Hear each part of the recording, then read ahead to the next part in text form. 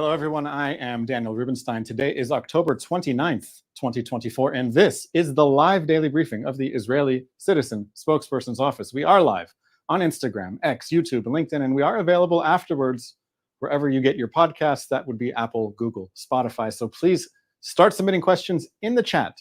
And as always, like and subscribe and follow to help us reach a wider audience. This is the big news right now. The Israeli parliament has voted to approve legislation that effectively ends Israel's relationship with the United Nations Relief and Works Agency, or UNRWA. The new law prohibits UNRWA from maintaining any representation, providing services, or conducting activities, either directly or indirectly, within Israel's sovereign territory. Under the new law, all Israeli government representatives will be barred from maintaining contact with UNRWA. The Foreign Ministry and the Interior Ministry will be prohibited from issuing entry visas to UNRWA employees. Israeli customs officials will be unable to process goods imported by the agency. UNRWA's benefits, its tax benefits, will also be revoked. Why did Israel pass this law? The chairman of the Foreign Affairs and Defense Committee in the Knesset in the Israeli parliament, his name's Yuli Edelstein. He gave his reasoning, and this is what he said. He said, during the committee's deliberations on the law, we were shown video evidence of UNRWA personnel involved in transporting a body to the Gaza Strip, along with other evidence of their involvement in terrorism, including the fact that the commander of the massacre at the Re'im shelter, where 16 Israelis were killed and 4 were kidnapped to Gaza, was an UNRWA operative. Edelstein continued, given this background, and having proved that UNRWA and its employees acted against Israel, the state must determine that UNRWA's activities in its territory will cease, he stated. And he continued, to be clear, Israel will provide all services it is obligated to provide to its citizens and residents in all areas where UNRWA operates, in coordination with the Jerusalem municipality. There is no place for enemies in the heart of the Jewish people's capital. This is what Yuli Edelstein, the chairman of the Foreign Affairs and Defense Committee, said. This legislation that became law was spearheaded by Yulia Malinovsky of the Israel Beitenu party, which is in the opposition of the parliament. So in this case, members of the opposition in the parliament and the ruling coalition agreed that UNRWA's ties with Hamas and UNRWA's refusal to reform itself meant that UNRWA needed to go. The law takes effect in 90 days. It remains to be seen what will happen in this time period, in this 90-day period. I am sure that Israel will be under enormous pressure to revoke the law. But this is the bottom line. The people of Israel have spoken. They want UNRWA gone. The Israeli parliament passed a law that says UNRWA is a security threat to the state of Israel, and the state of Israel must end its ties with UNRWA. This should have happened a long time ago. UNRWA is not a neutral UN organization. It's a Palestinian organization that is committed to the destruction of Israel. The people at the top of UNRWA are white saviors like Philippe Lazzarini, but the rest of UNRWA's employees are locals. Who are the locals? A lot of them are terrorists. The Hamas terrorists who carried out the October 7th massacre were graduates of UNRWA schools. UNRWA staff participated in the October 7th massacre. UNRWA teachers celebrated the massacre in a public Telegram group. An UNRWA teacher held an Israeli hostage in his home. The head of the UNRWA Teachers Association in Lebanon was a senior Hamas commander. Hamas built a server farm under UNRWA's headquarters in Gaza City. And you want to tell me nobody in UNRWA knew about it? UNRWA guys and Hamas guys are the same guys. Humanitarian aid should be provided by real humanitarian aid organizations, not by a Hamas front organization. Is that too much to ask? This is my message to UNRWA's donors, the US, the UK, Germany, the EU, Sweden, the ones who say that UNRWA is irreplaceable. I don't agree with you. There are other organizations that can drive trucks and unload boxes. But I'll play along. If you want to keep UNRWA around, this is what you need to do. Demand that UNRWA have a rigorous vetting process to screen new hires for ties to terrorist groups. Monitor UNRWA employees' public social media posts in order to enforce UNRWA's own neutrality rules. Call out incitement immediately when you see it. Carry out a rigorous review of UNRWA's current employee roster and fire any UNRWA employees who have ties to or sympathies for terrorist organizations. Ban any Palestinian who has links to terrorist groups from receiving UNRWA services. You shouldn't get benefits from international donors if you are a terrorist. Is that fair? UNRWA's donors should demand that UNRWA take the steps I've given, or UNRWA will lose funding. My only question is, why haven't they done this until now? Give me your best answer in the comments. I do read them. Something I don't understand. The Palestinian government in Gaza, that's Hamas, had enough money to build a war machine that could carry out a surprise invasion and then fight the Israeli military for a year. But you want me to believe that the children of Gaza needed international donors to pay for their education? It makes no sense. If the issue is providing humanitarian assistance for the people of Gaza, then there are other UN agencies for this very purpose, such as the World Food Program, World Health Organization, UNICEF, and others. Could it be that the humanitarian issue is just an excuse? Is the real objective something else? I think yes. Here's a hint of UNRWA's real agenda. I saw on the UNRWA website, you can go to it right now. It says, quote, more than 2 million registered Palestine refugees live in Jordan. Most, but not all, have full citizenship. Refugees with full citizenship? You're not a refugee if you're a citizen of the place where you live. Why are these fake refugees called refugees? It's because they insist that the only solution for them is to immigrate to Israel, dissolve the state of Israel, and change its name to Palestine. From the river to the sea. They are fighting for the destruction of Israel. UNRWA is a political organization pretending to be a humanitarian organization. We need to demand more from UN institutions if we want a future with less war. Let's take some questions from our audience watching live on social media. For our first question, we have Sufyan Nibark asking, if UNRWA were removed, how would Israel ensure that the same issues do not repeat themselves and that terrorists don't take control of any replacement organization? First of all, let's be clear about why UNRWA needs to be replaced. It's because it's a clear security threat to the state of Israel. It has been completely been infiltrated by terrorist sympathizers on the payroll, receiving its services. It is completely corrupt and infiltrated. It is effectively a Hamas front. Now, a lot of people, when they talk about this UNRWA issue, they want to focus solely on UNRWA in Gaza. But UNRWA is also operating in Jerusalem, Israel's capital. Why does UNRWA need to operate in Jerusalem? What's the humanitarian situation there? UNRWA is also operating in the West Bank, in places that it calls refugee camps. These are areas under the control of the Palestinian Authority government. They do not receive services from the Palestinian Authority, their own government, because there's an international institution that is willing to keep their dream alive of one day destroying Israel. UNRWA also operates in Jordan. Most of the UNRWA so-called refugees in Jordan, as I said, are citizens of Jordan. Why should they not receive their services from the government of Jordan? Why do they need to receive their services from an international organization? It makes no sense.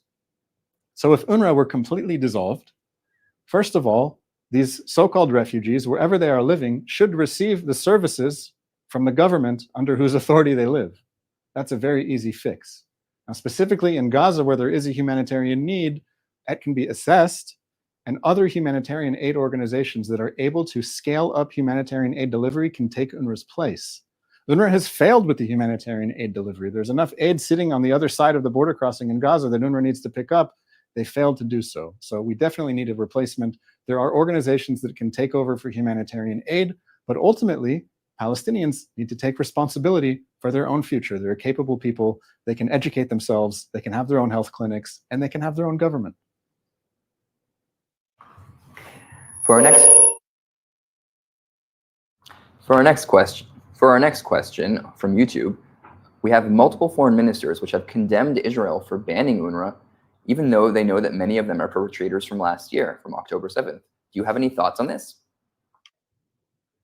Yes, I have noted that Israel is under enormous pressure from many important countries to keep UNRWA in place. Talking about the US, the UK, Germany, France, many others have issued statements pressuring Israel to not pass this legislation. But I think it's very important that Israel has taken the step to say that we are going to make decisions by ourselves, about ourselves, for ourselves, and other people are going to have to deal with it. There's no reason that UNRWA should keep existing in Gaza when it is infiltrated by Hamas organization. I think many countries around the world are under enormous political pressure from many of their own constituents who would like to see much more pressure on Israel, and aid for UNRWA is one of the ways in that this pressure can be maintained.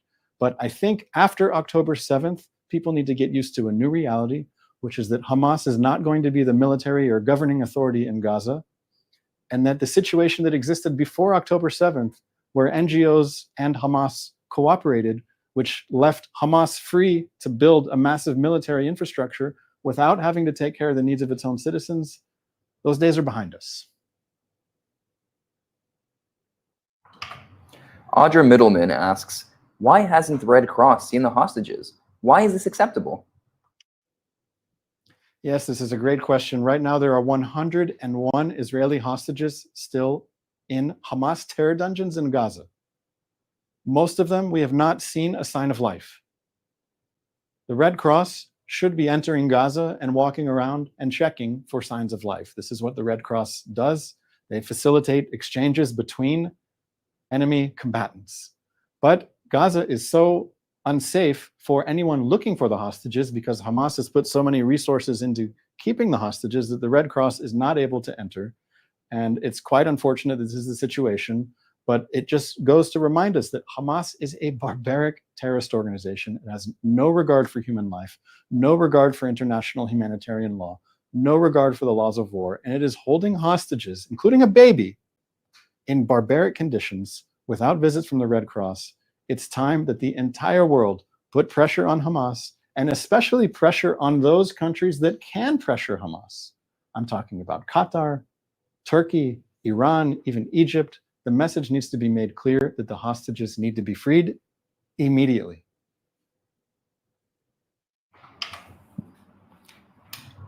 Christine D on Instagram stories asks, is there any news on hostage release? There's no clear news about hostage relief, but I have seen some headlines about new negotiations. Why might there be a little bit of optimism or at least some hope that maybe the current round of negotiations could end differently from how previous rounds ended, which was with virtually nothing? The main answer being that Hamas leader Yahya Sinwar is off the scene. He was killed by Israeli forces. And now the big question for Hamas and for anyone who wants to reach and communicate with Hamas is who's really calling the shots? Who's really holding the hostages? Who's really answering to Hamas officials in Qatar? So I think what Israel is doing now is trying to find out if there is a way to communicate with those Hamas guys who are still holding hostages. And Israel, the prime minister, has offered amnesty to any Hamas terrorist who is holding hostages, amnesty for the Hamas terrorist if the hostages are released. So this is the deal that's already on the table. More negotiations are ongoing. We'll have to wait and see how they end up. The Iranian news is reporting that Hezbollah has appointed a new head, Naim Qasim, and that he's currently located in Tehran. Do you have any comment on that? Yes, well, it's not surprising that the new Hezbollah leader is in Iran. I think there are a few reasons for that. There have already been multiple Hezbollah leaders that Israel has eliminated in the past month or so. Hassan Nasrallah and his successor and so on. Hezbollah has been heavily damaged at the top of the organization. So it's not really safe to be the leader of Hezbollah because Israel is coming after you because you've been coming after Israel for the past year. So where might a Hezbollah leader find safety? It makes perfect sense that they would try to find safety in Iran. A lot of people are in some kind of denial that Iran orders Hezbollah, that Iran funds Hezbollah and trains its fighters. It's quite obvious now with the Hezbollah leader operating from outside of Iran. There's heavy coordination between Iran and Hezbollah. Often Iran also tries to distance itself from certain things that Hezbollah does, such as flying a suicide drone into the house of the Israeli prime minister, right? There was an attack by Hezbollah on the Israeli prime minister, an attempted assassination. And Iran tried to distance itself from this attack, but it's very obvious that Iran is coordinating everything. There are Iranian officers in Lebanon, and now we know that Hezbollah's leader is in Iran. So Iran is a widely known international state sponsor of terrorism, and we're under attack from the Iranian regime and its proxies on now 8 different fronts. For our last question, we have reports from Israeli EMS that an Israeli Arab was killed today by a Hezbollah rocket strike in northern Israel. Do you have any comments? Yes, I saw this news just as I was about to start my daily briefing. The rocket fire from Lebanon continues. Hezbollah has fired thousands of rockets from Lebanon into Israel, and the focus of these rocket attacks is in northern Israel, close to the border with Lebanon, where there's more than 60,000 Israelis that have fled their homes. But many Israelis are still living in northern Israel, and they are within range of Hezbollah's rocket attacks. And it happens to be that the central part of northern Israel is a heavily Arab Muslim area. The citizens of Israel there are Muslim Arabs. Hezbollah does not care at all about human life. Hezbollah has been operating in Syria on the side of Bashar al-Assad to crush the rebellion in Syria, killing countless civilians, Muslims, Arabs, and so on. It's doing the same in Israel. Hezbollah only cares about preserving its power and that of its backer, Iran. So it remains to be seen still how this war in Lebanon could end. What Israel's demands are is that Hezbollah back off from the border, disarm, that southern Lebanon be free of armed groups. Aside from the actual government of Lebanon, there's intense diplomatic conversations going on right now. From what I understand, the Israeli government is demanding that in any possible ceasefire, that it maintain some kind of freedom of action in Lebanon to prevent Hezbollah from doing what it did so well, which is rearming, rebuilding, entrenching itself in southern Lebanon, and putting the entire region at risk. I want to thank all of you for your questions. If you have any more, you can try to tag me. I'll answer what I can. I do read the comments. We are back tomorrow. We are live here tomorrow, 3 p.m. Israel time, which is now 9 a.m. on the East Coast, because Israel is on standard time and the East Coast is still on daylight savings time. So it's 3 p.m. in Israel tomorrow, 9 a.m. on the East Coast. This has been the live daily briefing. I'm Daniel Rubenstein. Thank you so much for watching. Thanks for watching.